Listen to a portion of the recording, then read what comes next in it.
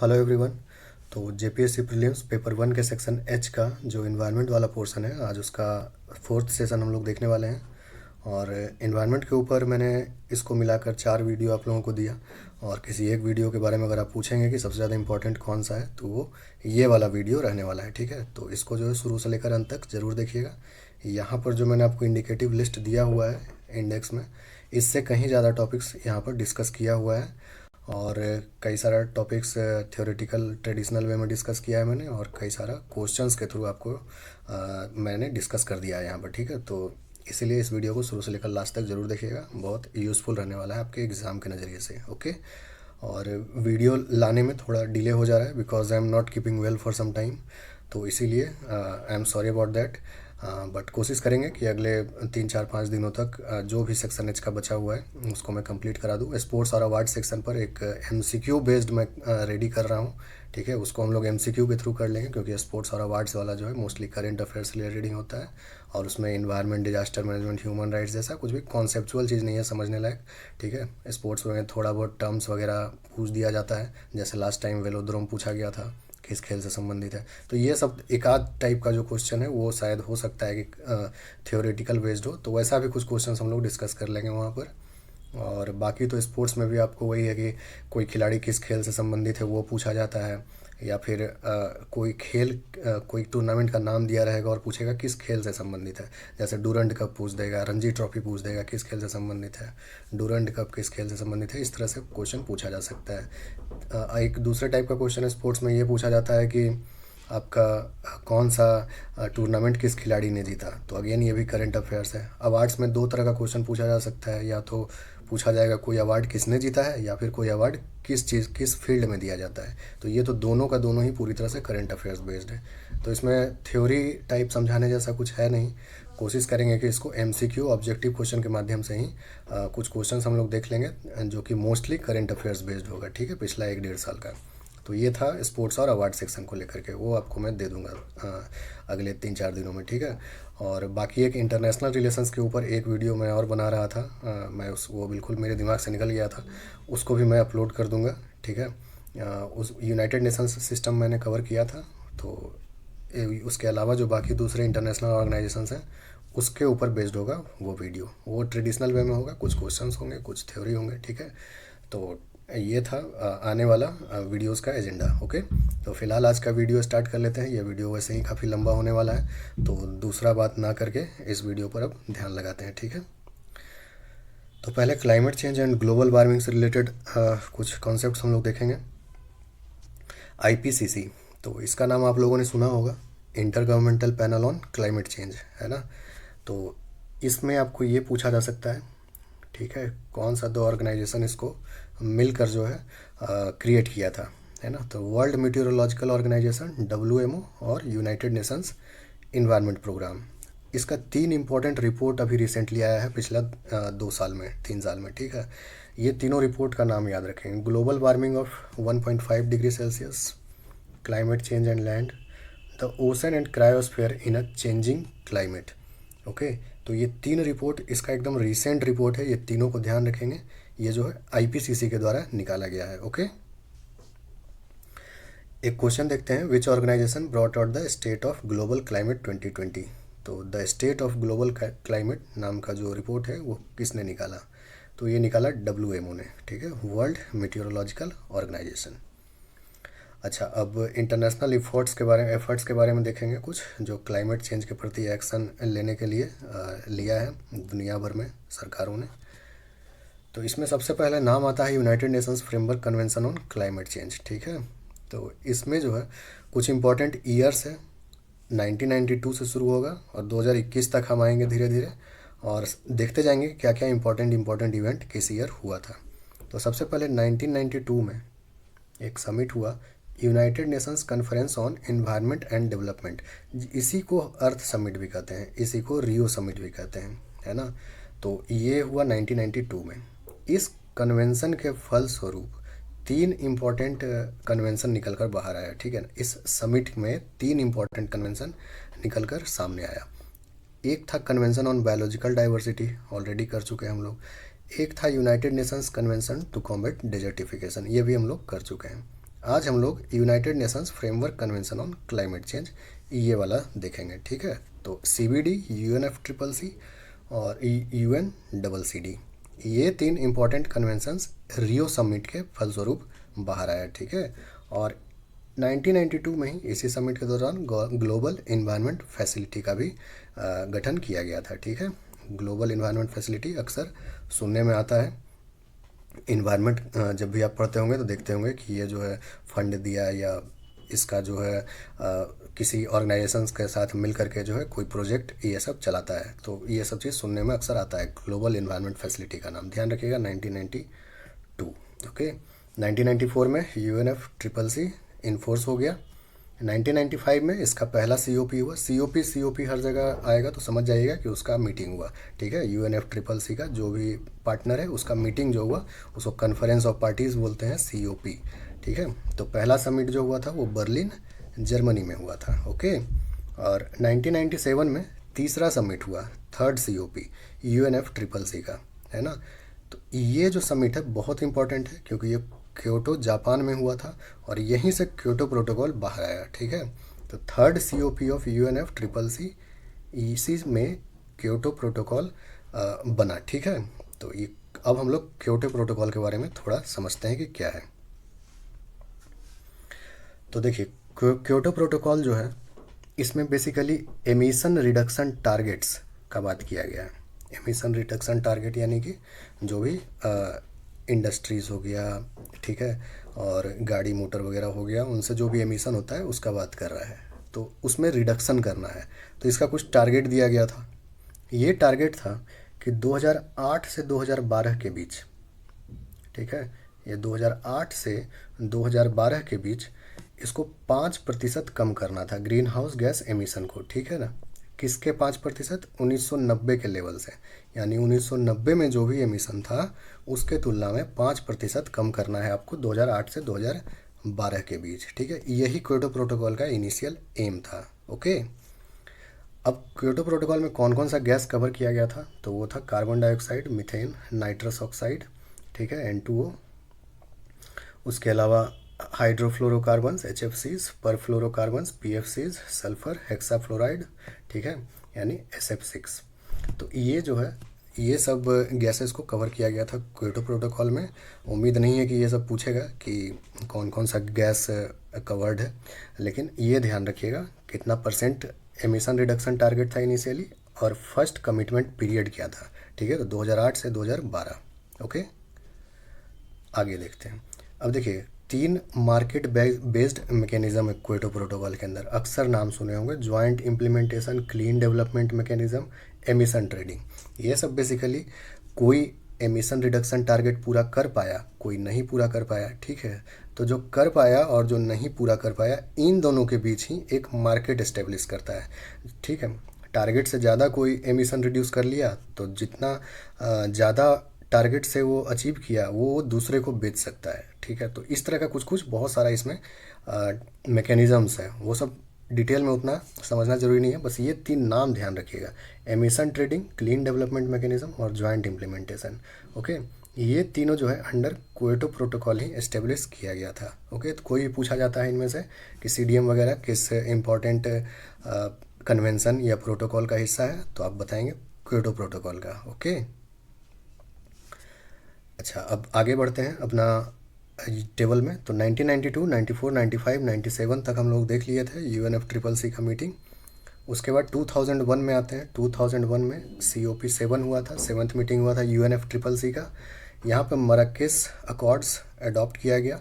Adaptation fund again एक important fund है जिसका नाम आप अक्सर सुनते होंगे इन्वायरमेंट में, ठीक है, वो यहीं पर एस्टेब्लिश किया गया था। यहीं पर SCCF और LDCF भी इस्टेब्लिश किया गया। ये दोनों उतना इंपॉर्टेंट नहीं है पर फिर भी ध्यान रखिएगा।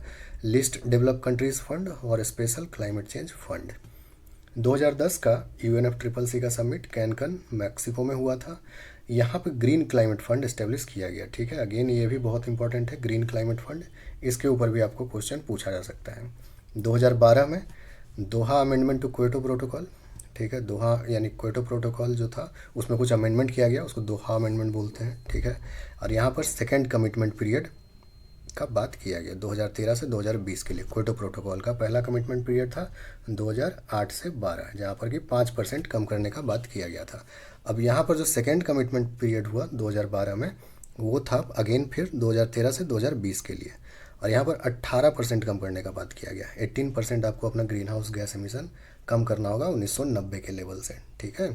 तो क्योटो प्रोटोकॉल का दो कमिटमेंट पीरियड था, एक 2008 से 2012 और दूसरा 2013 से 2020, ठीक है। उसके बाद 2013 में फिर COP19 हुआ, जो कि वार्सो पोलैंड में हुआ था। यहीं पर रेड का जो रूल बुक बना था, ठीक है, reducing emission from deforestation and forest degradation, और मैकेनिज़्म डेवलप किया गया लॉस एंड डैमेज का, ठीक है। लॉस एंड डैमेज वगैरह ये सब जो है बहुत ज़्यादा अखबार में सुनने को मिलता है ये सब चीज़ आजकल, है ना। तो ये सब टर्म के बारे में कभी भी पूछा जा सकता है आपको कि लॉस एंड डैमेज किस चीज़ से संबंधित है, ठीक है। लॉस एंड डैमेज मतलब किसी का जो किया हुआ गलत काम है, जैसे अब जितना भी डेवलप्ड कंट्रीज़ हैं, एक्चुअली ग्लोबल वार्मिंग वगैरह आज का टाइम में जितना भी ज़्यादा समस्या है दुनिया में, वो सब मोस्टली उन्हीं का फैलाया हुआ है, ठीक है, चाहे ग्रीन हाउस गैस से रिलेटेड हो वगैरह। तो नुकसान जो है दूसरे कंट्रीज़ को उठाना पड़ता है, पार्टिकुलरली जो छोटे कंट्रीज़ हैं, ठीक है, जो आइलैंड नेशंस हैं, उनका अगर सी लेवल राइज होता है ग्लोबल वार्मिंग वगैरह की वजह से, तो डेफिनेटली ग्लोबल वार्मिंग के लिए वो उतने जिम्मेदार नहीं है जितने बड़े बड़े डेवलप्ड देश हैं, ठीक है। तो मतलब हरकत कोई किया पर उसका नुकसान किसी दूसरे को उठाना पड़ रहा है। तो यही सब चीज़ उसमें कवर किया गया है लॉस एंड डैमेज वगैरह में, ठीक है। मतलब काफ़ी वास्ट कंसेप्ट है, शॉर्टकट में इतना ही समझ लीजिए। तो ये सब चीज़ जो है 2013 में इस्टेब्लिश किया गया, ओके। और ये रेड प्रोग्राम जो है वो भी 2013 में उसका रूल बुक प्रिपेयर किया गया, ठीक है। तो 2013 थोड़ा सा इम्पॉर्टेंट है, ध्यान रखेंगे। उसके बाद 2015 में COP21 हुआ पेरिस फ्रांस में, सबसे ज़्यादा इम्पोर्टेंट। UNFCCC का सबसे ज़्यादा इम्पोर्टेंट ये मीटिंग था। अब इसको हम लोग थोड़ा सा डिटेल में पढ़ेंगे। COP21 जिसको कि पेरिस एग्रीमेंट्स भी कहते हैं। तो ये COP21 था, 21st सेशन था UNFCCC का। टारगेट यहाँ पर रखा गया कि ट्राई किया जाएगा कि जो प्री इंडस्ट्रियल लेवल में, ठीक है, इसके मुकाबले 2 डिग्री से ज़्यादा टेम्परेचर को नहीं बढ़ने देना है, ठीक है, 2100 तक आते आते, ओके। प्री इंडस्ट्रियल लेवल में जो भी टेम्परेचर रहा होगा उससे 2 डिग्री से ज़्यादा नहीं बढ़ने देंगे, ठीक है, 2100 तक, ओके। ये टारगेट रखा गया पेरिस एग्रीमेंट में, और कोशिश करेंगे कि 2 डिग्री नहीं, इनफैक्ट ये 1.5 डिग्री के अंदर बना रहे, ठीक है। मान लीजिए टेम्परेचर, फर्ज कीजिए, जैसे आपको एग्जांपल के लिए समझा रहा हूँ, मान लीजिए टेम्परेचर 10 डिग्री सेल्सियस था प्री इंडस्ट्रियल लेवल में, ओके।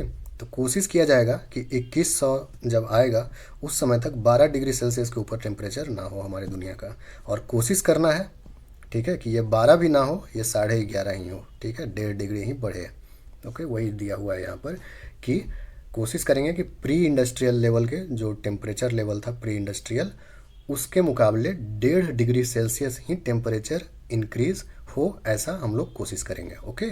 और 2 डिग्री सेल्सियस इंक्रीज टारगेट रखा गया था, ठीक है। इसी मीटिंग में वॉलेंट्री कमिटमेंट्स किया गया कंट्रीज़ के द्वारा, डेवलप्ड हो या डेवलपिंग हो, दोनों तरह का कंट्री के द्वारा, ठीक है, कि हम लोग ये करेंगे एमिशन रिड्यूस करने के लिए, ठीक है। क्योंकि जो एमिशन हो रहा है उसी से ग्लोबल वार्मिंग हो रहा है, तो एमिशन रिड्यूस मतलब आप ग्लोबल वार्मिंग के प्रति ही काम कर रहे हैं, ओके। तो कार्बन एमिशन को रिड्यूस करने के लिए कमिटमेंट्स किया कंट्रीज़ ने, उसी को बोलते हैं नेशनली डिटरमाइंड कंट्रीब्यूशंस, ठीक है। तो NDCs, शॉर्ट में इसको NDC कहते हैं, ठीक। और इंडिया का NDC याद रखिएगा, ये सब आपको ऑब्जेक्टिव में पूछा जा सकता है। तो इंडिया का टारगेट है कि प्रति यूनिट GDP प्रोड्यूस करने में इसको जो एमिशन होता है उसको 33 से 35% तक कम करेगा बाय 2030, ठीक है ना। 33 to 35% फ्रॉम 2005 लेवल्स, यानी 2005 में जो एमिशन इंटेंसिटी था, ठीक है ना। एमिशन इंटेंसिटी मतलब एक यूनिट GDP को क्रिएट करने के लिए कितना कार्बन उत्सर्जन करना पड़ता है, कितना कार्बन प्रोड्यूस हो रहा है देश में, ठीक है। तो 2005 के मुकाबले उसको 33 से 35% तक घटाने का लक्ष्य रखा गया है, ठीक है, 2030 तक, ओके। ये पहला NDC है इंडिया का। दूसरा NDC है कि जो लगभग इलेक्ट्रिसिटी जो इंडिया प्रोड्यूस करता है, ठीक है ना, उसका 40% non fossil fuel based electricity होगा देश में 2030 तक। ठीक है, ठीक है। तो मतलब कि टोटल जो इलेक्ट्रिसिटी होगा to achieve 40% of cumulative electric power installed capacity from non fossil fuel based energy sources by 2030। तो 2030 तक 40% जो है वो नॉन फॉसिल फ्यूल बेस्ड होगा। ठीक है, तो ये वाला पॉइंट इंपॉर्टेंट है, ध्यान रखिएगा 40%। तीसरा जो एनडीसी है इंडिया का कि 2.5 to 3 billion tons of CO2 equivalent through additional forest and tree cover, यानी कार्बन सिंक बनाने का टारगेट रखा गया है। कार्बन सिंक यानी कि कुछ ऐसा जैसे कि वेटलैंड्स हो सकता है, वो कार्बन सिंक्स यही सब तो होते हैं, वेटलैंड्स हो गया, फॉरेस्ट हो गया, है ना। ये सब जो है नेचुरल कार्बन सिंक है, यानी कि ये सब कार्बन को सोखता है। ठीक है, तो ये सब जो है 2.5 to 3 बिलियन टन्स, लगभग इतना कार्बन को एब्जॉर्ब करने लायक व्यवस्था करेगा इन सब के थ्रू इंडिया। ठीक है, तो ये वाला पॉइंट भी ध्यान है, याद रखिएगा कितना एडिशनल कार्बन सिंक बनाने का टारगेट इंडिया रखा है। तो 2.5 to 3 billion tons of carbon dioxide equivalent. Okay, तो ये 33 to 35%, ये 40% और 2.5 to 3 बिलियन टन्स, ये तीनों जो आंकड़ा है इसको याद रखिएगा, ये आपको ऑब्जेक्टिव क्वेश्चन में पूछा जा सकता है। ओके, तो अब 2015 से आगे बढ़ते हैं। तो 2017 में हुआ, उसके बाद UNFCCC मतलब होगा तो हर साल, लेकिन जो जो इम्पोर्टेंट है वो बता दे रहा हूँ। तो तालानोआ डायलॉग वहाँ पर लॉन्च हुआ था। ठीक है, तो अगेन ये भी आपसे ऑब्जेक्टिव क्वेश्चन में पूछा जा सकता है कि तालानोआ डायलॉग जो है वो किससे संबंधित है। ठीक है, तो UNFCCC के अवसर पर तलानोआ डायलॉग में बेसिकली क्या होता है कि तलानोआ एक कंसेप्ट है ना। इसमें क्या है कि अपना एक्सपीरियंस लोग बताता है और उससे दूसरा लोग सीख लेता है, सबक लेता है और फ़ायदा उठाता है। तो वही हो गया, कुछ उसी तरह का है कि अगर किसी देश में क्लाइमेट चेंज के प्रति कोई अच्छा इनिशिएटिव लिया गया है तो वो देश पूरा दुनिया को उस बारे में बताए, एक ऐसा प्लेटफॉर्म दिया जाता है यहाँ पर कि वो उसको शेयर कर सके, अपना जो अच्छा एक्सपीरियंस है उसको शेयर कर सके पूरा दुनिया के साथ। ठीक है, तो तालानोआ डायलॉग उसी से रिलेटेड है। और 2020 का जो UNFCCC का समिट है वो पोस्टपोन हो गया, नवंबर में होने वाला था, और अभी वो 2021 नवंबर में अब होगा ग्लासगो UK में। तो अगेन ये पॉइंट भी आपसे पूछा जा सकता है कि इस साल UNFCCC का मीटिंग कहाँ होने वाला है। ठीक है, COP26 कहाँ होने वाला है। ठीक, तो ये था United Nations Framework Convention on Climate Change से रिलेटेड इंपॉर्टेंट इवेंट्स। एक क्वेश्चन देखते हैं, which organization brings out the emission gap report. तो ये निकाला जाता है यूनाइटेड नेशंस इन्वायरमेंट प्रोग्राम के द्वारा। ओके, अच्छा, बायएनियल अपडेट रिपोर्ट, ये सिंपली आपको ये दे देगा और पूछ देगा कि ये किससे संबंधित है। तो ध्यान रखिएगा अगेन UNFCCC से, है ना। इसमें जो United Nations Framework Convention on Climate change है, इसमें एक मैकेनिज़्म दिया हुआ है कि आपको जो है बायएनियली, यानी कि हर एक 2 साल में आपको वहाँ पर सबमिट करना पड़ेगा कि पेरिस समझौता के तहत आप क्या क्या कदम उठाए हैं। ठीक है, तो वही अपडेट देना पड़ता है वहाँ पर। तो अभी अभी इंडिया जो है रिसेंटली इसी साल तीसरा बायएनियल अपडेट रिपोर्ट अपना सबमिट किया है वहाँ पर। ओके, तो इसमें बोला है इंडिया, इसमें बताया गया है कि India declared that it's emission intensity per unit GDP had reduce 24% between 2005 and 2016, है ना। तो 24% तक रिड्यूस हो गया है इसका एमिशन इंटेंसिटी।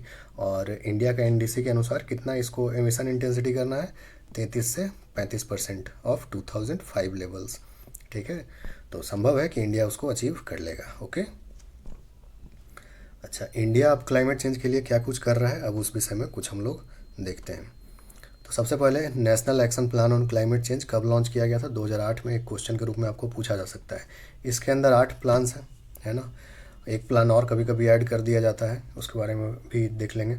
तो नेशनल सोलर मिशन है, national mission for enhanced energy efficiency, national mission on sustainable habitat, national water mission, national mission for sustaining the Himalayan ecosystem, national mission for a green India, national mission for sustainable agriculture, national mission on strategic knowledge for climate change. ये 8 जो है national action plan on Climate change का हिस्सा है। ठीक है, national action plan on Climate change का हिस्सा है ये। तो आपसे हो सकता है इसमें से कोई 3 दिया हुआ रहे और एक चौथा कोई दूसरा स्कीम का नाम लिख दे, और आपसे पूछेगा कि कौन सा इसमें से NAPCC का पार्ट नहीं है। तो ये 8 आपको पता होना चाहिए, ओके, ताकि आप वहाँ पर एलिमिनेट कर पाएँ। क्वेश्चन एक देखते हैं, what is the target set under national solar mission, है ना। नेशनल सोलर मिशन अभी जस्ट हम लोग देखें, सबसे पहला point national action plan on Climate change, तो इसी के ऊपर है कि नेशनल सोलर मिशन का टारगेट क्या है। तो अगर आप इसको प्रैक्टिस की तरह, क्योंकि काफ़ी सारा क्वेश्चंस है आज के सेशन में, तो प्रैक्टिस के जैसा अगर यूज़ करना चाहते हैं तो प्लीज़ वीडियो पॉज करके पहले आप खुद से आंसर करने की कोशिश कीजिए, है ना। मैं जनरली उतना टाइम देता नहीं हूँ सोचने के लिए। तो इसका आंसर होगा 100 गीगावाट। ओके, 100 गीगावाट, या फिर आपको ऐसे 1 लाख मेगावाट भी लिखा हो सकता है ना आपका आंसर में। तो एक ही बात है, ध्यान रखेंगे, ठीक है। तो ये हो गया नेशनल सोलर मिशन का टारगेट। और नेक्स्ट क्वेश्चन है, by how much percent the water use efficiency is targeted to be increase under national water mission. तो नेशनल वाटर मिशन में जो वाटर यूज़ करने का एफिशिएंसी है उसको कितना बढ़ाने का लक्ष्य रखा गया है, तो वो है 20%। ओके, तो ये भी ध्यान रखेंगे, इंपॉर्टेंट क्वेश्चन है अगेन। और ये दोनों जो है आपका रिलेटेड है इसी से, है ना। नेशनल वाटर मिशन अगेन और नेशनल सोलर मिशन, इन दोनों से क्वेश्चन आपको, चूँकि एक टारगेट है उसमें एक आंकड़ा है, तो वो वाला जो होता है ज़्यादा इंपॉर्टेंट होता है ना। वो आपसे पूछा जा सकता है ऑब्जेक्टिव क्वेश्चन में, तो ध्यान रखिएगा ये दोनों, ठीक है। तो अब कुछ दूसरा क्लाइमेट चेंज के लिए जो अगेंस्ट जो स्कीम्स बनाया जा रहा है क्लाइमेट चेंज के प्रभाव को कम करने के लिए, उसके बारे में अब हम लोग बात करेंगे। तो सबसे पहले national adaptation fund on Climate change, इसको देख लेते हैं। तो ये कब इस्टेब्लिश किया गया, 2015 में। ओके, तो ये वैसे स्टेट्स और यूनियन टेरिटरीज़ के लिए इस्टेब्लिश किया गया है जो पार्टिकुलरली वल्नरेबल हैं क्लाइमेट चेंज के एडवर्स इफेक्ट्स के प्रति, ठीक है। तो यानी क्लाइमेट चेंज होने पर जिसको ज़्यादा नुकसान होने का संभावना है जिन स्टेट्स और यूनियन टेरिटरीज़ में, उसके लिए ये इस्टेब्लिश किया गया है national adaptation fund on Climate change, ठीक है। और इसका जो इम्प्लीमेंटिंग एजेंसी है वो है नाबार्ड। ओके, ये थोड़ा सा अटपटा है सुनने में, बट ध्यान रखिएगा, इसलिए अटपटा है इसलिए पूछा जा सकता है ना। नाबार्ड इसको इम्प्लीमेंट करता है। ओके, और नाबार्ड जो है एडाप्टेशन फंड जो हम लोगों ने ऊपर देखा UNFCCC के संदर्भ में, उसका भी इम्प्लीमेंटिंग एजेंसी जो है नाबार्ड ही है। ओके, तो ये दोनों एडाप्टेशन फंड और national adaptation fund on Climate change का इम्प्लीमेंटिंग एजेंसी नाबार्ड है। ओके, अब फेम इंडिया स्कीम के बारे में देखते हैं। सिंपली बस इतना पूछेगा आपसे कि किस चीज़ से संबंधित है फेम इंडिया स्कीम, है ना। तो national electric mobility mission plan, ये इसी का हिस्सा है। और फेम का अगर आपको फुल फॉर्म पता हुआ रहेगा तो आपको इसका एम भी पता रहेगा, ठीक है। तो faster adoption and manufacturing of hybrid and electric vehicles, है ना। तो ये बेसिकली हाइब्रिड व्हीकल, हाइब्रिड मतलब जो ट्रेडिशनल फॉसिल फ्यूल भी रहेगा उसमें, और उसके अलावा कुछ non conventional source of energy भी रहेगा उस गाड़ी में, ठीक है। तो उसको कहते हैं हाइब्रिड, मतलब दोनों है उसमें।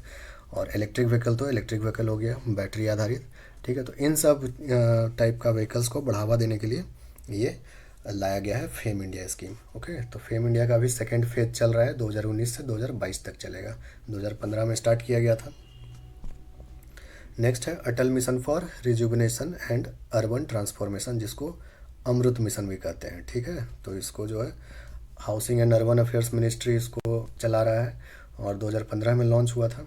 इसका मेन जो एम है कि हर एक घर को एक्सेस हो, ठीक है, सप्लाइड वाटर और सीवर कनेक्शन का, ठीक है। हर एक घर में पीने का पानी का कनेक्शन होना चाहिए और सीवर का कनेक्शन होना चाहिए, ठीक है। ये इसका मुख्य एम है। इसके अलावा ओपन स्पेस वगैरह में ग्रीनरी क्रिएट करना शहरों में, ठीक है ना, पोल्यूशन रिड्यूस करना ताकि लोग ज़्यादा पब्लिक ट्रांसपोर्ट को यूज़ करें, ये सब इसका सेकेंडरी ऑब्जेक्टिव्स हैं, ठीक है। तो बेसिकली इसी से संबंधित है ये अर्बन ट्रांसफॉर्मेशन, अर्बन लाइफ को बेहतर करने से संबंधित है। और जिसका मुख्य जो एजेंडा रहेगा वो है water supply, sewer connection. Okay, next है प्रधानमंत्री उज्ज्वला योजना। उज्ज्वला योजना अगेन जो गैस LPG गैस का जो सप्लाई कनेक्शन जो दिया जा रहा है, ठीक है, ये उसी से संबंधित है। उज्ज्वला योजना और उजाला, इन दोनों में थोड़ा कन्फ्यूज़न हो जाता है कभी कभी, तो ध्यान रखिएगा। उज्ज्वला योजना LPG वाला है, ठीक है ना, ठीक। तो क्लीन कुकिंग फ्यूल वही LPG दिया जाता है पुअर हाउस होल्ड्स, ठीक है, उनको दिया जाता है। Ministry of petroleum and natural gas द्वारा इसको इम्प्लीमेंट कराया जा रहा है, 2016 में लॉन्च हुआ था। ये सब इंपॉर्टेंट पॉइंट्स ध्यान रखेंगे। नेक्स्ट है उजाला स्कीम, अगेन सेम, इसमें कंफ्यूज नहीं होना है। ये है LED बल्ब्स को लेकर, ठीक है ना, जो कन्वेंशनल बल्ब्स होते हैं उनको LED बल्ब से रिप्लेस करना। इसके अंदर फिर बहुत सारा प्रोग्राम चलाया जाता है ना, कहीं पे स्ट्रीट बल्ब रिप्लेस किया जा रहा है, कहीं हाउस होल्ड में बल्ब रिप्लेस किया जा रहा है, तो वो सब फिर इसका सब कंपोनेंट्स समझ सकते हैं। ठीक है, प्राइमरली बस इतना ध्यान रखना है कि बल्ब्स को रिप्लेस करने से रिलेटेड है उजाला स्कीम। अच्छा, international solar alliance very important. ठीक है ना, इंडिया का इनिशिएटिव है। ओके, इंडिया और फ्रांस का टू बी प्रिसाइज। तो ये इंडियन प्राइम मिनिस्टर और फ्रांस के प्रेसिडेंट द्वारा 30 नवंबर 2015 को लॉन्च किया गया था। ठीक है, वही जो UNFCCC ऊपर हम लोग पढ़े, COP21 पेरिस समझौता, उसी के साइडलाइंस पर इसको लॉन्च किया गया था। ओके, और जो भी कंट्रीज़ ट्रॉपिक ऑफ कैंसर और ट्रॉपिक ऑफ कैप्रिकॉर्न के बीच में या पार्शियली या फुली लाई करते हैं, उनके लिए ये ओपन था उस टाइम, है ना। अभी प्रेजेंट स्टेटस ये है कि कोई भी ज्वाइन कर सकता है, लेकिन जब लॉन्च हुआ था उस टाइम सिर्फ उन्हीं कंट्रीज़ के लिए अलाउड था ये, है ना। 121 सोलर रिसोर्स रिच कंट्रीज़, क्योंकि ज़्यादा जो पोल साइड कंट्रीज़ होते हैं वहाँ पर सोलर लाइट, सूरज का रोशनी जो है उतना इफेक्टिव नहीं होता है। ठीक है, तो ये सब सोलर वगैरह का जो कंसेप्ट है मोस्टली ट्रॉपिकल कंट्री के लिए ही है। ठीक है, तो इसीलिए ये वाला कंडीशन ऐड किया हुआ था। कर्क रेखा और ये जो मकर रेखा है उसके बीच में जो देश आते हैं पार्शियली और फुल्ली, वही इसमें पार्टिसिपेट कर पाएंगे, लेकिन अब कोई भी देश कर सकता है। ठीक है, national institute of solar energy Gurugram, यहीं पर इसका तत्कालीन ऑफिस मतलब टेम्पररी ऑफिस बना दिया गया है अभी फ़िलहाल। ठीक है, तो ये भी आपसे पूछा जा सकता है national institute of solar energy कहाँ पे है, तो गुरुग्राम में है। गुरुग्राम हरियाणा है ना, दिल्ली NCR का हिस्सा है। अच्छा, अब ये भी एक इम्पॉर्टेंट टॉपिक है, नेशनल बायोफ्यूल पॉलिसी 2018। ठीक है, तो इस पॉलिसी में इसका टारगेट याद रखिएगा, सबसे ज़्यादा इम्पोर्टेंट वही है कि क्या टारगेट रखा गया है। 2030 तक भारत सरकार का टारगेट है कि पेट्रोल में 20% तक इथानॉल ऐड किया जाए, और डीजल में ऐड किया जाए लगभग 5% तक। ठीक है ना, यानी 100 अगर, ठीक है, मान लिया जाए अगर 100 मिलीलीटर तेल है, ठीक है ना, तो कोशिश करना है कि उसमें से 20 ml जो है बायो इथानॉल ऐड किया जाएगा। ठीक है, और 80 जो है वो असली पेट्रोल रहेगा। ठीक है, तो इस तरह से टारगेट रखा गया है। ओके, क्योंकि भारत का इंपोर्ट डिपेंडेंसी बहुत ज़्यादा है। ठीक है ना, निर्यात पे निर्भर करता है तेलों पे, तो इसीलिए ये सब प्रोग्राम चलाया जा रहा है। और नेशनल बायोफ्यूल पॉलिसी में bio ethanol, bio diesel, advanced biofuels, drop in fuels, bio CNG, इन सब का बात किया गया है। तो इन सब का नाम याद रखिएगा, ये पांचों का, bio ethanol, bio diesel, advanced biofuels, drop in fuels, bio CNG। Okay, अब इन सब के बारे में थोड़ा बहुत हम लोग और डिटेल देख लेंगे, इससे क्वेश्चन पूछा जा सकता है। नेशनल बायोफ्यूल पॉलिसी 2018 में एक पॉइंट और ध्यान रखना है। ठीक है, कि ये कितने कैटेगरी में बायोफ्यूल्स को डिवाइड करता है। तो ये 2 कैटेगरी में बायोफ्यूल्स को डिवाइड करता है। ठीक है, एक है बेसिक बायोफ्यूल्स और एक है एडवांस्ड बायोफ्यूल्स। बेसिक बायोफ्यूल्स में आता है फर्स्ट जनरेशन बायो इथानॉल और बायो डीजल। ओके, और एडवांस्ड बायोफ्यूल्स में आता है second generation ethanol, municipal solid waste to drop in fuels, और थर्ड जनरेशन बायोफ्यूल्स और बायो CNG, और उसके अलावा जो भी और एडवांस्ड बायोफ्यूल्स हैं। ठीक है, तो ये सब आता है एडवांस्ड बायोफ्यूल्स में। तो 2 कैटेगरी में डिवाइड करता है बायोफ्यूल्स को नेशनल बायोफ्यूल पॉलिसी 2018। ये भी क्वेश्चन आपसे पूछा जा सकता है। अच्छा, एक क्वेश्चन देखते हैं, where is third generation biofuels produced from. तो थर्ड जनरेशन बायोफ्यूल कहाँ से प्रोड्यूस किया जाता है।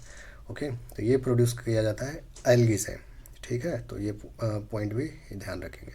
अब देखिए ये टेबल, ये चार्ट थोड़ा सा ध्यान रखेंगे, इससे आपको क्वेश्चन पूछा जा सकता है। फर्स्ट जनरेशन बायोफ्यूल्स, ठीक है, ट्रेडिशनल फूड सोर्सेज से आता है, जैसे sugar sources, starch, vegetable oil sources, animal fat से रिलेटेड सोर्सेज, इन सब से फर्स्ट जनरेशन ऑफ बायोफ्यूल्स बनाया जाता रहा है। ठीक है, ट्रेडिशनल बायोफ्यूल्स। सेकेंड जनरेशन जो होता है वो नॉन फूड क्रॉप से बनाया जाता है, या वैसा फूड क्रॉप से जो खाने योग्य नहीं है। ठीक है ना, और जिसको बर्बाद समझ लिया गया है कि ये फालतू क्रॉप है, इसको नहीं खा सकते हैं। ठीक है, क्वालिटी अच्छा नहीं है उसका। ठीक है ना, तो इसमें stems, husk, would chips, fruit skins, piling, ठीक है ना, जो फल का छिलका वगैरह होता है, उन सब चीज़ों का हेल्प लिया जाता है सेकेंड जनरेशन बायोफ्यूल से। थर्ड जनरेशन बायोफ्यूल्स कौन सा है, जैसे माइक्रो ऑर्गेनिजम्स, जैसे एल्गी वगैरह से जो बनाया जाता है उसी को थर्ड जनरेशन बायोफ्यूल कहते हैं। ठीक है, जो कि यहाँ पर क्वेश्चन पूछा गया था।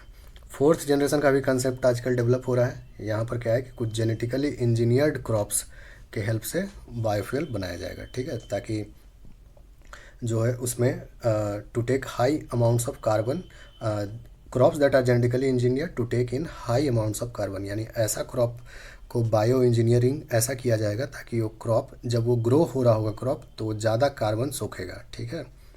और उससे जो ज़्यादा कार्बन सोखेगा तो जो बायोमास हार्वेस्ट करेंगे उससे हम, वो भी उसका भी क्वांटिटी ज़्यादा होगा, तो अल्टीमेटली जो बायोफ्यूल उससे बनाएंगे वो भी ज़्यादा मिलेगा। ओके, तो ये सब है, अभी ये सब एक्सपेरिमेंटल चीज़ है ना। फर्स्ट जनरेशन, सेकेंड जनरेशन ये सब चल रहा है, अभी थर्ड जनरेशन वगैरह तो अभी उतना फ्रूटफुल नहीं है, ये सब पे अभी रिसर्च का चीज़ है ना। तो ये सब थोड़ा सा ध्यान रखिएगा, कोई भी पूछा जा सकता है आपसे छोटा वन लाइनर टाइप का क्वेश्चन, ठीक है ना, कि जेनेटिकली इंजीनियर्ड क्रॉप्स से कौन जनरेशन का बायोफ्यूल प्रोड्यूस किया जाता है, तो फोर्थ जनरेशन। ओके, इस तरह से क्वेश्चन बना के पूछा जा सकता है। एक क्वेश्चन देखते हैं, which of the following biofuel can be produced by fermentation of corn and sugar cane.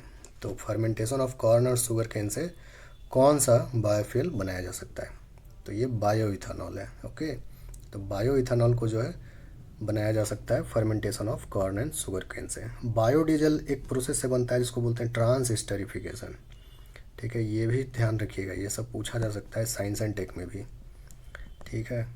ट्रांसस्टरिफिकेशन of animal और वेजिटेबल फैट, ठीक है, ये सब चीज़ का ट्रांसस्टरिफिकेशन करने से बनता है बायोडीजल।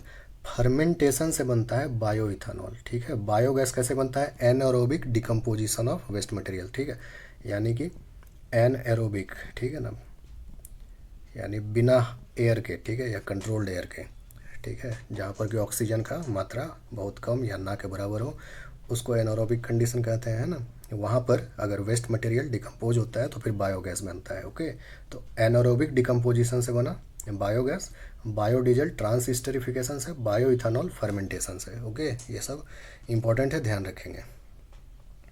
नेशनल इनोवेशंस इन क्लाइमेट रेजिलिएंट एग्रीकल्चर, ये क्या है, पूछा जा सकता है, किसका प्रोजेक्ट है ये, तो Indian council of agricultural research का 2011 में लॉन्च हुआ था। ये आपको एग्रीकल्चर वाला सेक्शन में भी पूछा जा सकता है, ध्यान रखिएगा, ठीक है। नेक्स्ट, ओजोन से related again a very important topic. तो ओजोन से related 3 important convention, Vienna, Montreal और किगाली। तो वियना काफ़ी स्टार्टिंग वाला है, 1995 ईयर याद रखिएगा, 1985, 87 और 2015। तो वियना में वैसा कुछ है नहीं, बस ओजोन से रिलेटेड है, इतना ध्यान रखिएगा। उसके बाद मॉन्ट्रियल प्रोटोकॉल है जो कि काफ़ी इंपॉर्टेंट है, 1987 में ये साइन हुआ था, 1989 में इन्फोर्स हुआ, ठीक है। तो ओजोन डिप्लीटिंग सब्सटेंस जो होते हैं जिससे ओजोन का क्षरण होता है, ओजोन का लॉस होता है स्ट्रेटोस्फेयर में, उस वैसे सब्सटेंस को कम करने का लक्ष्य था मॉन्ट्रियल प्रोटोकॉल का, है ना। ओजोन डिप्लीटिंग सब्सटेंस कौन कौन से थे, जैसे कि क्लोरोफ्लोरोकार्बन्स, हेलोन्स, ठीक है, हाइड्रोफ्लोरोकार्बन्स, ये सब।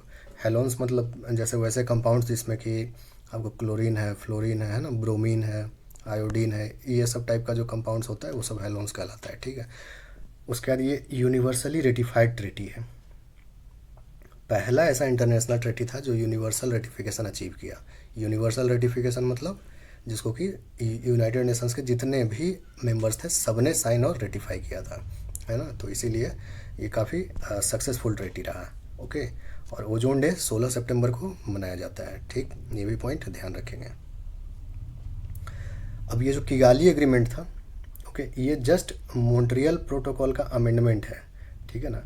एक्चुअली मॉन्ट्रियल प्रोटोकॉल में जिन ओजोन डिप्लीटिंग सब्सटेंस को बैन किया गया या कम करने का लक्ष्य रखा गया, तो एक चीज़ को अगर हम कम करेंगे या बैन करते हैं तो जाहिर बात है इस्तेमाल करने के लिए उसकी जगह दूसरा चीज़ देना पड़ेगा, ठीक है। पर उस टाइम उतना अंदाज़ा नहीं था, ये दूसरा टाइम, ये जो दूसरा कंपाउंड दिया गया यूज़ करने के लिए, है ना, तो ये कंपाउंड जो था वो ओजोन को तो डिप्लीट नहीं कर रहा था, ओजोन का क्षरण तो नहीं हो रहा था उसकी वजह से, लेकिन ग्लोबल वार्मिंग के लिए वो रिस्पॉन्सिबल था, ठीक है। तो इसीलिए कुछ ट्रीटी में संशोधन किया गया 2016 में, ठीक है। किगाली जो कि रवांडा में है, वहाँ पे संशोधन किया गया, ठीक है। और यहाँ पर HFCs यानी हाइड्रोफ्लोरोकार्बन्स को यहाँ पर फेज डाउन करने का निर्णय लिया गया, ठीक है। तो अगर पूछा जाता है कि किगाली एग्रीमेंट किससे संबंधित है, तो हाइड्रोफ्लोरोकार्बन्स यानी कि HFCs से।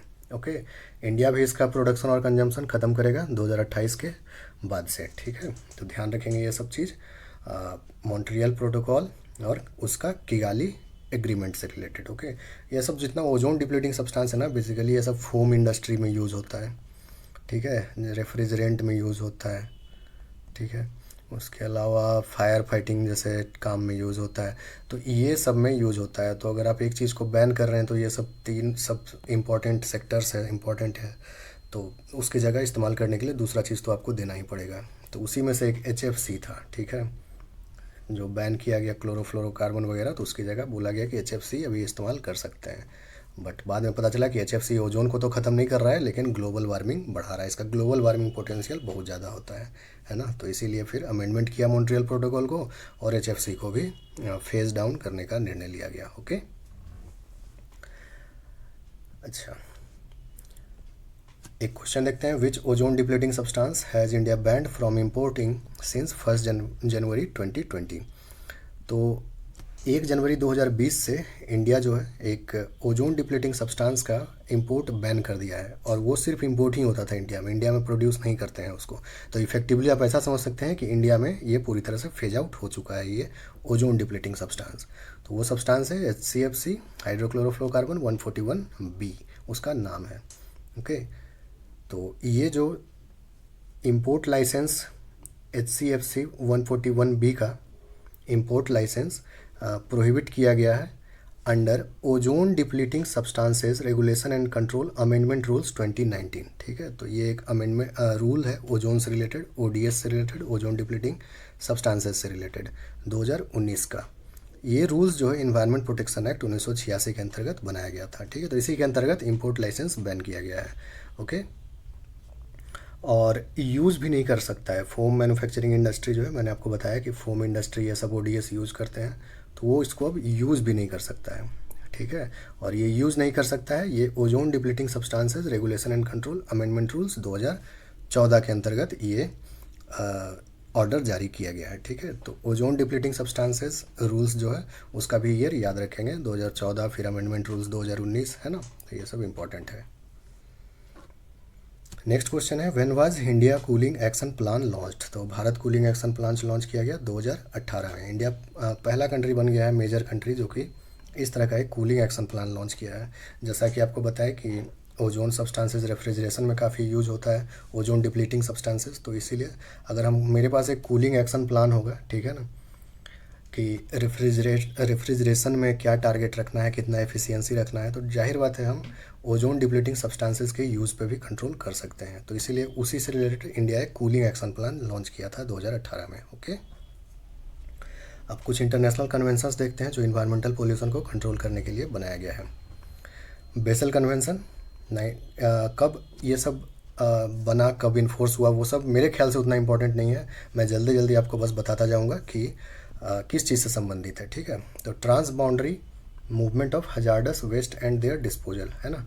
डेवलप्ड कंट्री सब जो है अपना वेस्ट मटेरियल जो है हजार्डस वेस्ट उसको डेवलपिंग कंट्री में डंप कर देते हैं, और कुछ रिवेन्यू दे देते हैं, कुछ टैक्स वैक्स दे देते हैं, डेवलपिंग कंट्री को पैसे चाहिए होते हैं। तो ये सब बेसिकली बेसल कन्वेंशन जो है उसी से संबंधित है ना, कि हजार्डस वेस्ट जो है उसको आप ऐसे जा करके कंट्री में डंप नहीं कर सकते हैं। ओके, डेवलपिंग कंट्री में।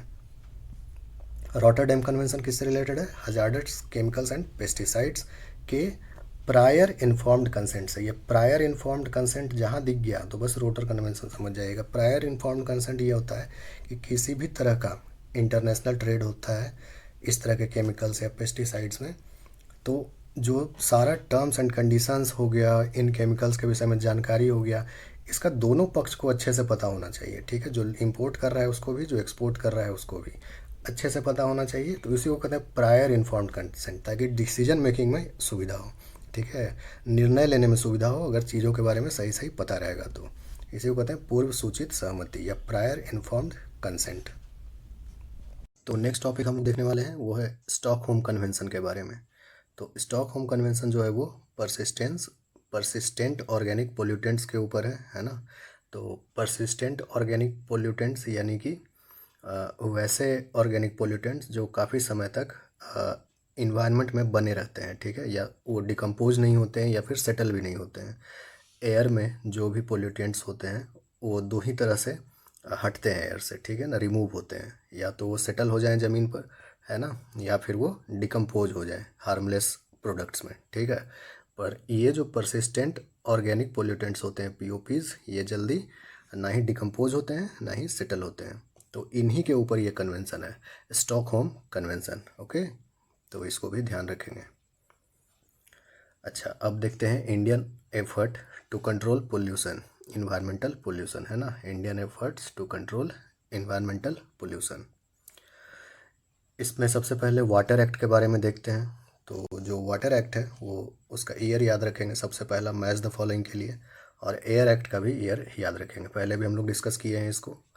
तो सेंट्रल पोल्यूशन कंट्रोल बोर्ड जो है सीपीसीबी, वो इसी वाटर एक्ट के थ्रू बनाया गया है। ठीक है, वो एक स्टैट्यूटरी बॉडी हो गया इसका मतलब।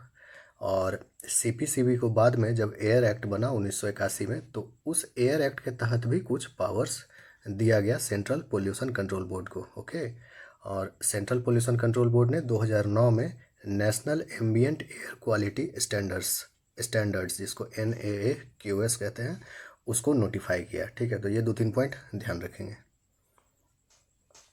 National ambient air quality standards जिसको 2009 में नोटिफाई किया सीपीसीबी ने।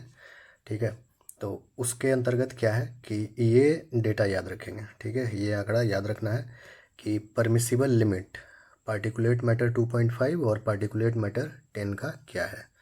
तो एनुअल अगर पूरे साल का एवरेज देखा जाए तो PM 2.5 का 40 के अंदर रहना चाहिए और PM 10 को 60 तक होना चाहिए। और अगर 24 घंटे का बात किया जाए तो PM 2.5 60 हो सकता है और PM 10 100 इसका काउंट हो सकता है। ठीक है, ये माइक्रोग्राम पर मीटर क्यूब में है, 60 40 100 जो भी है। ठीक है, तो ये परमिसिबल लिमिट याद रखेंगे। ओके, एनुअल तौर पे भी और 24 घंटे के टाइप में भी। ठीक है, तो दोनों चीज़ उसका याद रखना है।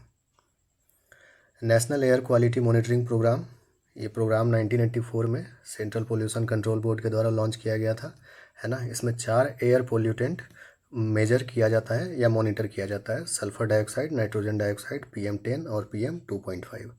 पोल्यूटेंट्स के अलावा ये मीटेरोलॉजिकल पैरामीटर्स को भी मेजर करते हैं, जैसे कि wind speed, wind direction, relative humidity, temperature etcetera. ठीक है। अच्छा, नेशनल एयर क्वालिटी इंडेक्स अब क्या है, इसके बारे में अक्सर सुनने को मिलता है। तो ये 2015 में सीपीसीबी के द्वारा लॉन्च किया गया। इसमें 6 AQI कैटेगरी है। ओके, ये नंबर याद रखिएगा। नेशनल एयर क्वालिटी इंडेक्स में 6 कैटेगरी है एयर क्वालिटी का: good, satisfactory, moderately polluted, poor, very poor और सीवियर। ठीक है, गुड कहेंगे जब AQI, ठीक है, एयर क्वालिटी इंडेक्स 0 से 50 तक रहेगा।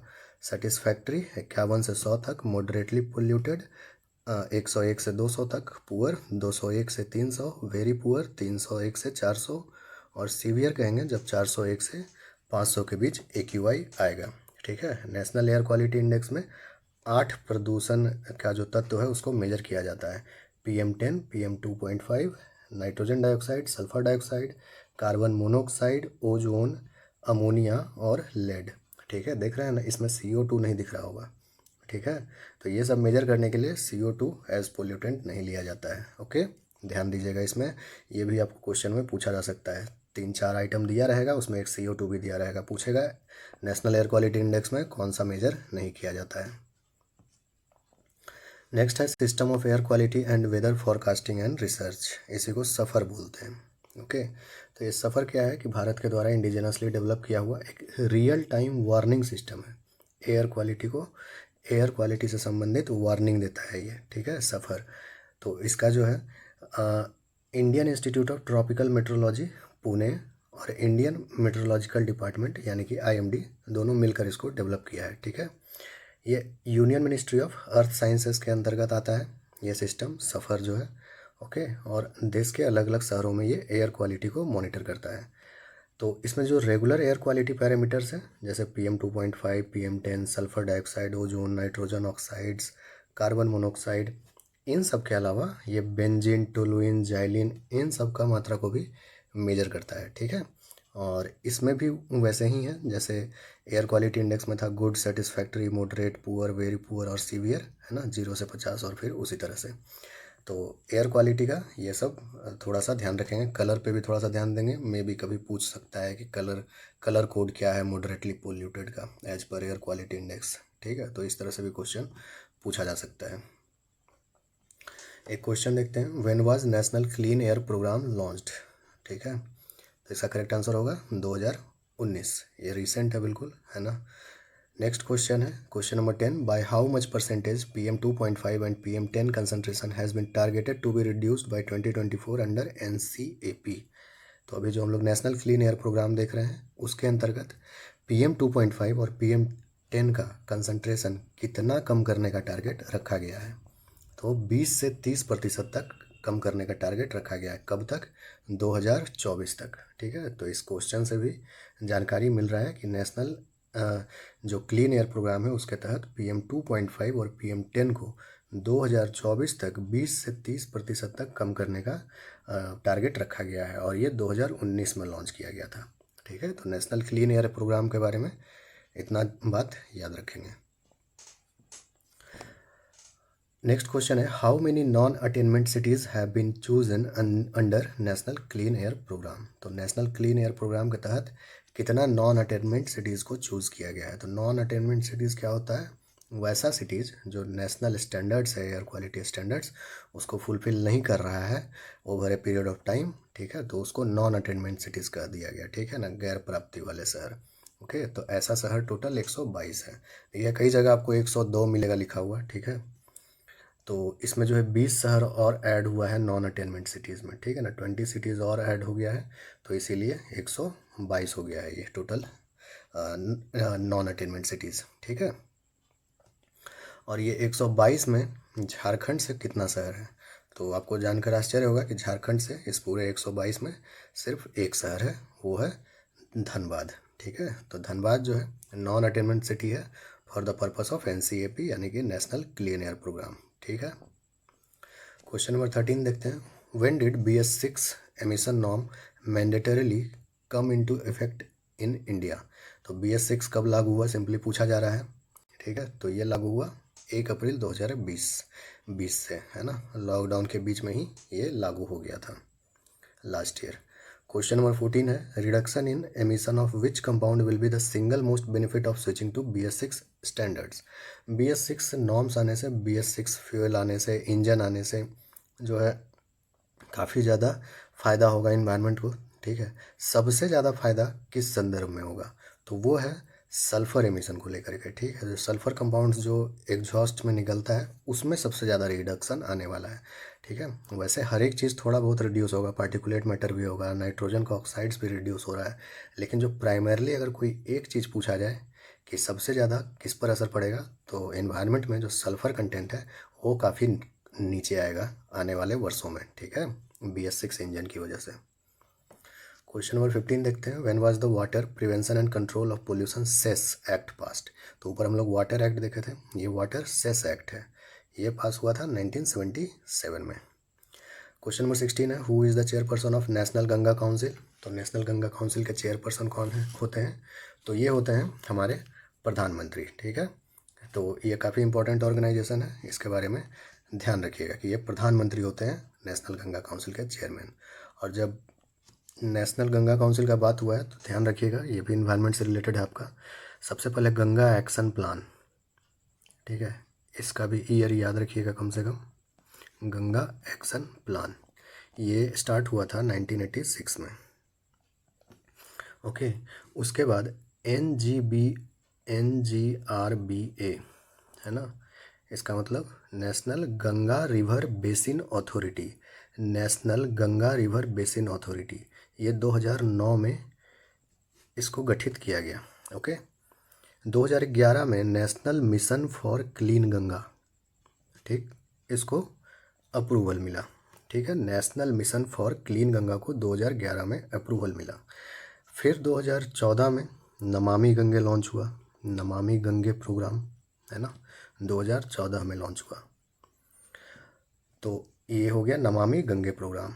और 2016 में जो है, 2016 में ये जो NGRBA था, national Ganga river basin authority, इसको बदल दिया गया एक नए ऑर्गेनाइजेशन से, जिसका नाम रख दिया गया नेशनल गंगा काउंसिल। ठीक है, तो NGRBA बन गया नेशनल गंगा काउंसिल 2016 में। तो गंगा रिवर से रिलेटेड गंगा रिवर का संरक्षण से रिलेटेड, कंजर्वेशन से रिलेटेड ये सब पॉइंट्स इंपॉर्टेंट है, याद रखेंगे। ईयर के साथ पूछा जा सकता है किसी का भी फॉर्मेशन, है ना। तो गंगा नदी और उसका ट्रिब्यूटरी का ये सब जितना ऑर्गेनाइजेशन या जो भी बनाया गया है, स्पेशल पर्पस व्हीकल कह सकते हैं, ये सब मिनिस्ट्री ऑफ जल शक्ति के अंतर्गत आता है ना। तो गंगा का जितना भी संरक्षण का हिसाब किताब है सब मिनिस्टर ऑफ जल शक्ति के अंतर्गत आता है। ओके।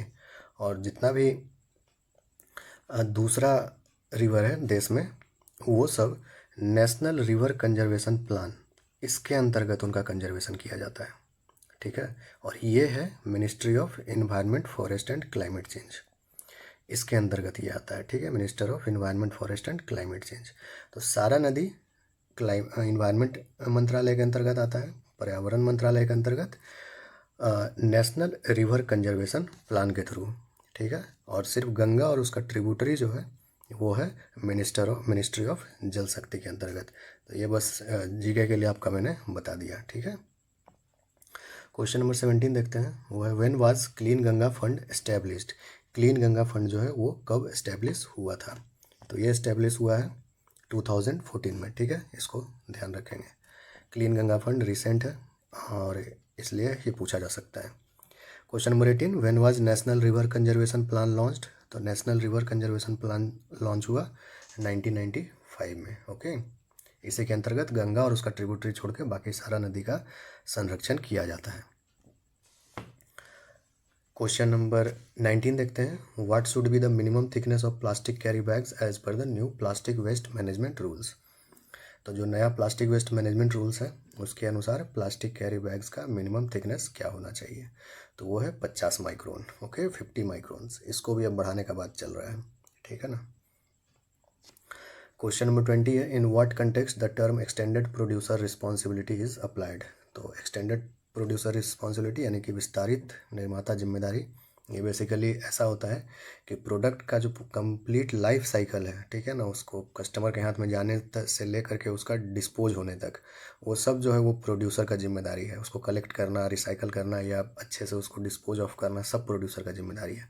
उसे वो कहते हैं एक्सटेंडेड प्रोड्यूसर रिस्पॉन्सिबिलिटी, ठीक है ना। तो ये प्लास्टिक और ई वेस्ट दोनों के मामले में इसको लगाया गया है, ये वाला जो कंडीशन है, ठीक है। तो extended producer responsibility, plastic waste management rules 2016 में भी अपना स्थान इसको मिला है, और ई वेस्ट मैनेजमेंट रूल्स 2016 में भी स्थान मिला है इसको, ठीक है। क्वेश्चन नंबर 21 है, by which year India plans to phase out single use plastic. तो सिंगल यूज़ प्लास्टिक को इंडिया 2022 तक फेज आउट करने का सोच रहा है। Question number 22, which state has launched India's first emission trading scheme to cut particulate air pollution. तो जैसे एमिशन ट्रेडिंग के बारे में हम लोग ऊपर पढ़े थे क्योटो प्रोटोकॉल में, ठीक है ना, तो कुछ कुछ उसी तरह का एमिशन ट्रेडिंग इंडिया का भी एक स्टेट लॉन्च किया है और भारत में वो पहला है अपनी तरह का। वो स्टेट है गुजरात। इन्वायरमेंट प्रोटेक्शन से रिलेटेड माइंस एंड मिनरल्स से संबंधित जो लॉज है वो भी इन्वायरमेंट प्रोटेक्शन में ही आता है, ठीक है। तो कम से कम उसका ईयर याद रखेंगे, है ना। तो ईयर वगैरह ध्यान रखेंगे उसका। जैसे mines and mineral development and regulation act 1957 का है। नेशनल मिनरल पॉलिसी 2008, हालांकि अब नेशनल मिनरल पॉलिसी 2019 आ गया है, ठीक है।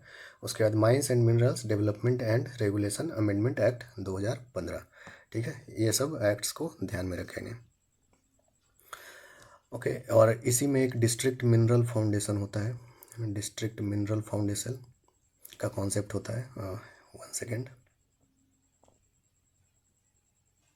तो हम लोग बात कर रहे थे डिस्ट्रिक्ट मिनरल फाउंडेशन का, तो इसी में एक डिस्ट्रिक्ट मिनरल फाउंडेशन का भी कॉन्सेप्ट आया था। Mines and minerals development and regulation amendment act 2015, ठीक है। डिस्ट्रिक्ट मिनरल फाउंडेशन, जितना भी ऐसा डिस्ट्रिक्ट है जो यहाँ पर कि माइनिंग वगैरह का काम होता है, तो वो सारा डिस्ट्रिक्ट जो है उसमें वहाँ का आसपास का लोग और पर्यावरण सब प्रभावित होता है माइनिंग एक्टिविटी से, तो उनको जो है रिलीफ पहुँचाने का काम किया जाता है इस फाउंडेशन के थ्रू, ठीक है। सॉरी। नेक्स्ट देखते हैं question, when did India launch its national environment policy. तो भारत का पर्यावरण नीति कब आया था? 2006 में। Question number 24, when was the digital module of for environment clearance system परिवेश लॉन्च्ड। ठीक है, तो परिवेश जो है कि एनवायरनमेंट क्लियरेंस का डिजिटल मॉड्यूल है, उसको कब लॉन्च किया गया था, वही आपसे पूछा जा रहा है यहाँ पर। तो इसका करेक्ट आंसर होगा 2018। ठीक है, परिवेश का फुल फॉर्म एक्चुअली काफ़ी बड़ा होता है, इसको ध्यान रखेंगे अगर तो बता दे रहा हूँ। Proactive and responsive facilitation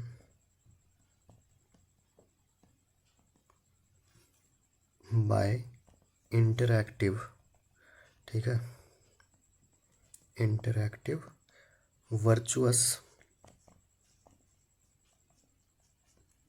and environmental single window hub, and environmental single window hub, ठीक है, हब।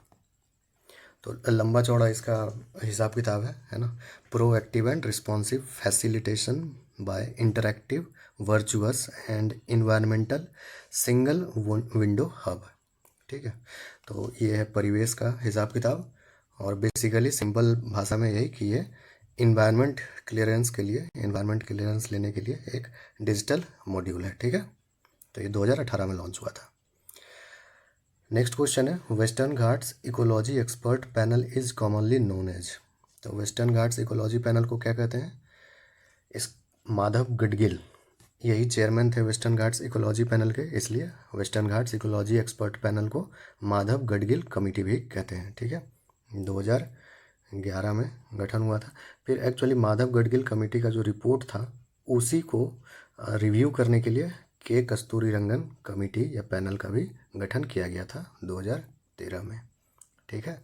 तो ये दोनों जो है वेस्टर्न घाट से ही रिलेटेड है, ठीक है। लेकिन माधव गडगिल जो है वो पहला कमेटी था जो वेस्टर्न घाट्स के ऊपर बैठाया गया था, और उनका कमेटी का रिपोर्ट को ऑब्जर्व करने के लिए के कस्तूरीरंगन कमेटी को फिर बिठाया गया, ठीक है। नेक्स्ट इन्वायरमेंटल इम्पैक्ट असेसमेंट, और इन्वायरमेंट का हमारा लास्ट टॉपिक आज का। तो इंडिया में इन्वायरमेंटल इम्पैक्ट असेसमेंट को स्टैट्यूटरी स्टेटस मिल गया 1994 में under environment protection act 1986, okay. EIA 1994 जो है उसको EIA नोटिफिकेशन 2006 से रिप्लेस कर दिया गया, ठीक है। और करेंटली यही रूल्स EIA नोटिफिकेशन 2006 वाला जो रूल है वही यूज होता है अभी भी हमारे देश में, ठीक है ना।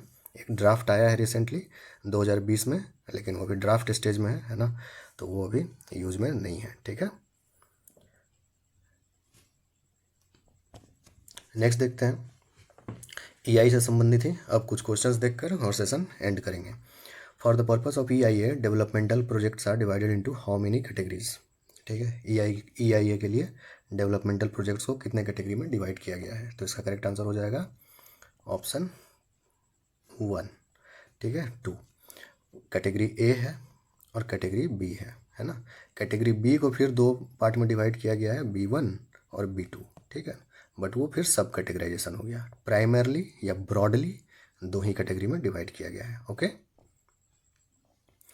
27th क्वेश्चन है, arrange the following as they appear in EIA process. तो एक EIA प्रोसेस में ये सब स्टेजेस होते हैं, ठीक है। Scoping, public consultation, screening, appraisal. तो आपको बताना है पहले कौन सा होता है पहले और बाद में कौन सा आता है। तो सबसे पहले होता है यहाँ पर स्क्रीनिंग, ठीक है। स्क्रीनिंग सबसे पहले होता है, उसके बाद होगा स्कोपिंग, उसके बाद होगा पब्लिक कंसल्टेशन, उसके बाद होगा अप्रेजल। यानी कि यहाँ पर ऑप्शन नंबर C जो है 3, 1, 2, 4 ये करेक्ट आंसर होगा, okay. Last question, who conducts the public hearing for the purpose of EIA, ठीक है। तो EIA के लिए जो पब्लिक हियरिंग है वो कौन कंडक्ट करवाता है, ये पूछा जा रहा है, ठीक है ना। तो इसका करेक्ट आंसर होगा option A, state pollution control board, okay. तो राज्य प्रदूषण नियंत्रण बोर्ड जो है वही हियरिंग कंडक्ट करवाता है। और ये जो ड्राफ्ट EIA नोटिफिकेशन जिसके बारे में ऊपर मैंने बताया उसमें 2-3 नया फैक्ट है, ठीक है, उसको भी ध्यान रखेंगे। जैसे कि जो ड्राफ्ट EIA नोटिफिकेशन है वो पोस्ट फैक्टो अप्रूवल का बात करता है किन्हीं भी प्रोजेक्ट्स का। पोस्ट फैक्टो अप्रूवल यानी कि प्रोजेक्ट अगर स्टार्ट भी हो गया है या फिर कंस्ट्रक्शन वगैरह शुरू हो गया है उसके बाद भी अप्रूवल मिल सकता है यहाँ पर, ठीक है ना। दूसरा है the draft notification provides for a reduction of time period from 30 days to 20 days for public to submit their responses during a public hearing for any application seeking environment clearance. यानी कि जो पब्लिक हियरिंग के दौरान जो public से responses लिए जाते हैं उसको घटा करके अब 30 दिन के बजाय 20 दिन कर दिया गया है। यानी पहले पब्लिक के पास 30 दिन तक समय होता था अपने रिस्पॉन्सेज देने के लिए, अब पब्लिक के पास मात्र 20 दिनों का समय होगा, 20 days का समय होगा नए नोटिफिकेशन के अनुसार, है ना। और जैसे प्रोजेक्ट, जिनका प्रोजेक्ट है उनको जो है रिपोर्ट सबमिट करना पड़ता था हर 6 महीने में। ठीक है, सरकार को रिपोर्ट सबमिट करना पड़ता था कि क्या कुछ कार्रवाई किया गया है, ठीक है, कैसे वो अपना काम धाम चला रहे हैं वहाँ पर, सबका रिपोर्ट उनको 6 महीने में देना पड़ता था। पर नया जो ड्राफ्ट है, नया नोटिफिकेशन जो है उसके अनुसार से साल में सिर्फ एक ही बार अब उनको रिपोर्ट सबमिट करना पड़ेगा। ठीक है, तो ये भी एक रिलैक्सेशन है। यानी कि ज़्यादातर रिलैक्सेशन जो है वो कंपनीज़ के लिए है ना। इन्वायरमेंट, आम जनता जो डिस्प्लेस होंगे, चाहे इन्वायरमेंट को जो नुकसान पहुंचेगा उससे, उसके लिए ज़्यादा राहत नहीं है नए नोटिफिकेशन में, है ना। तो ये 2-3 पॉइंट इंपॉर्टेंट है, ध्यान रखेंगे। तो आज का वीडियो यहीं पर एंड करते हैं। शायद ये मेरा अब तक का सबसे लंबा वीडियो है ना। तो इन्वायरमेंट जो है आई थिंक सफिशिएंटली कवर कर दिया गया है। ओके, बाकी जो भी वीडियोस के बारे में वीडियो के स्टार्ट में मैंने बात किया वो सब मैं जल्दी ही आपको डिलीवर कर दूंगा। ओके देन, मिलते हैं फिर अगले वीडियो में। तब तक अपना ख्याल रखिए, पढ़ाई करते रहिए। Thank you.